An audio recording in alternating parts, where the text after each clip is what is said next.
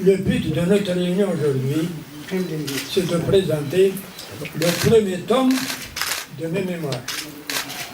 Parce que les mémoires, il y a 3 tomes. Le premier tome concerne pratiquement le début du départ de la colonisation. Les histoires de Glaoui, de Juin, de Guillaume, de l'exil de Mohamed V, de l'armée de la libération, de la révolte des tribus et du retour de Mohamed V. Jusqu'à sa mort. Donc le premier tome comprend toute la période de Mohamed V. Le deuxième et le troisième tome concerne la période de Son Majesté Hassan Taner Laïra. Il y a eu beaucoup d'événements, donc il a fallu faire 2 tomes. Mais mes mémoires ne sont pas basées sur la mémoire, non. Ils ont comme base mon journal. Voilà. J'ai toujours noté avec précision tout ce qui m'est arrivé, tout ce que j'ai fait, tout ce que vous allez lire est vrai. Ma vie, la joie, voilà. Voilà exactement le contenu de la suite. Pour Sa Majesté Hassan Taner, bien sûr, vous connaissez, il y avait Shirat, il y avait la marche verte, il y avait la guerre avec l'Algérie, il y avait tout ce qui concernait cette période. Et c'était une période très riche en événements. Maintenant que Dieu nous donne assez de force de caractère pour pouvoir voir l'avenir avec précision et ne pas nous tromper. Ce qui est vrai,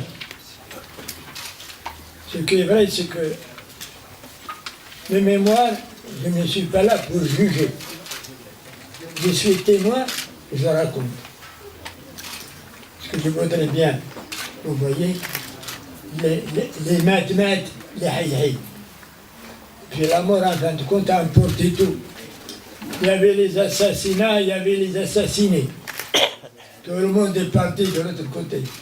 On ne juge pas, moi je ne juge personne. Les maths, Allah yarhamhum, les tkhadlou binatoum, Allah yarhamhum.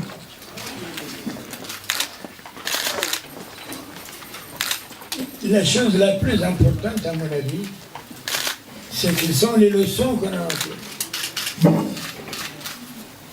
Quelles sont les leçons que nous tirons de tous nos événements. C'est ça l'important. Nous avons perdu beaucoup de temps à nous chamailler au lieu de construire. Maintenant, vous arrivez à une autre.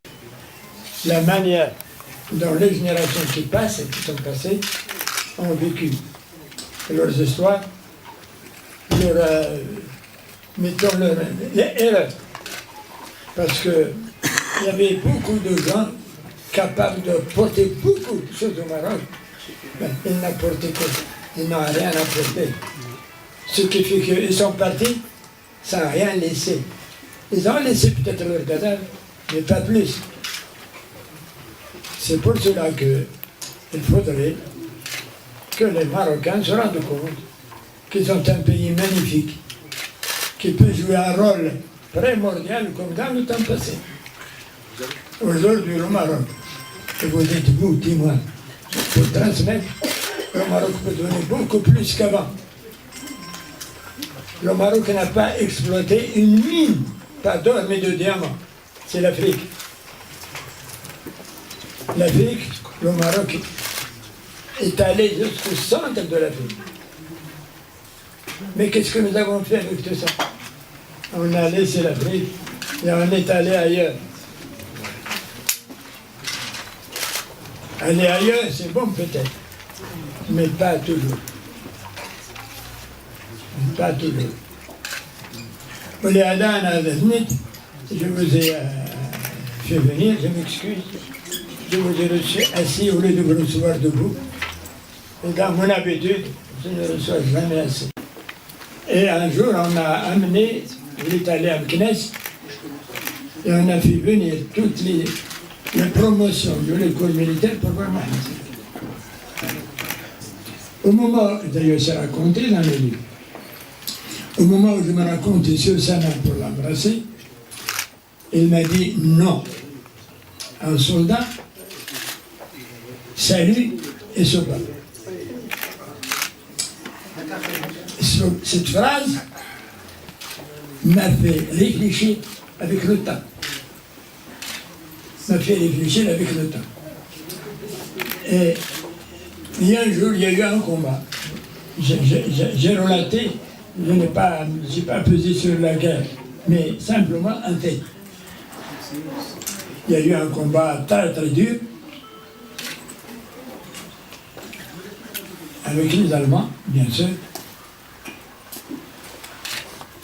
Et à un moment donné, ma mitraillette s'est coincée, je l'ai jetée.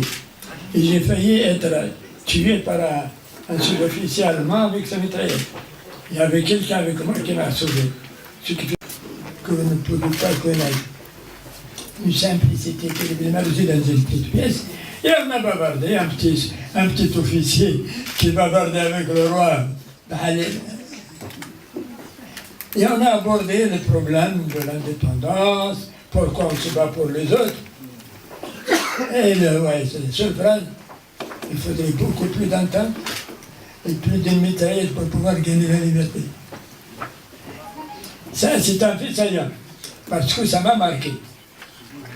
Ça m'a marqué de manière indélébile.